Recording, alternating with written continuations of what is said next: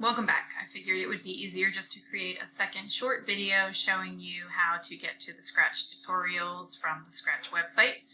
So you can see here I'm logged into Scratch. I'm actually under my daughter's account. Create would allow me to make a new project. Explore would take me to the projects that have been shared by other people if I wanted to check out other people's projects. And Ideas will take me to the tutorials. Choose a tutorial here will take me to the complete list. This Getting Started is a very generic, just basic tutorial to get a background and get a character.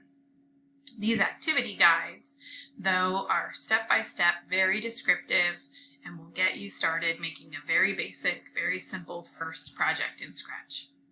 So you may pick whichever one of these, is interesting to you. Animate a name is a super simple, fun one. You choose the letters of your name to be your sprites, and then you animate them. They move, they dance, they turn colors, they spin in circles, whatever you want them to do. You can make a chase game, make a character fly, make some music if you're musically inclined. Here's a basic Pong game, and I could get the whole list here as well. Also, side note, these tutorials, these activity guides, are available as a downloadable PDF. I've printed these and used them in my classroom.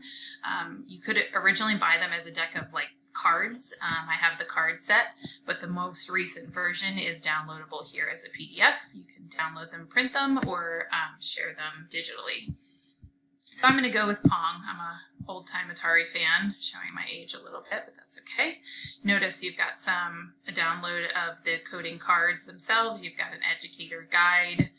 If you want to just get started, you try the tutorial, and it opens the coding platform with the tutorial open on top.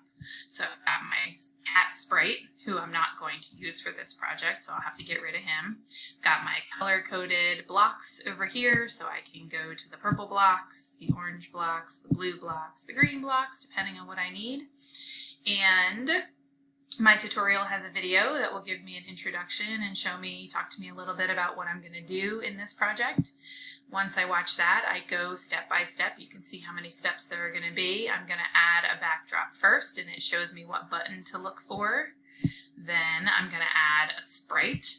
So I would get rid of the cat sprite right here. I can click on the trash can right by the cat. And the add a sprite button is right here. It's just barely cut off of my frame of recording.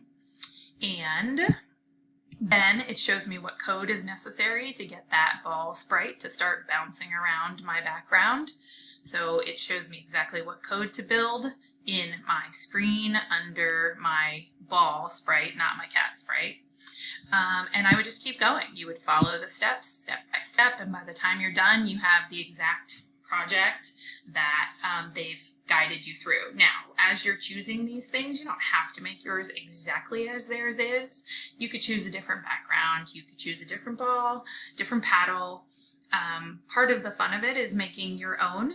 If it helps you instead to be very literal and do it exactly the way they have done it at first, and then change it up later, it's totally fine.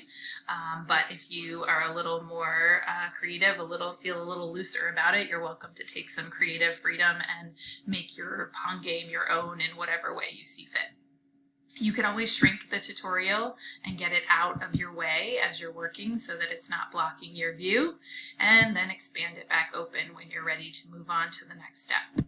So this tutorial will allow you to build a quick basic project ready to go so that you can get some experience, you can get the feel of Scratch, experience some success, and take a look at what the possibilities are.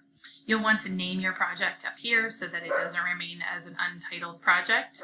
And this is the share button that is necessary for allowing others to view your project. So in order to post your project for us to view it as your classmates, you'll need to click share and get the link and post that into my Google slideshow.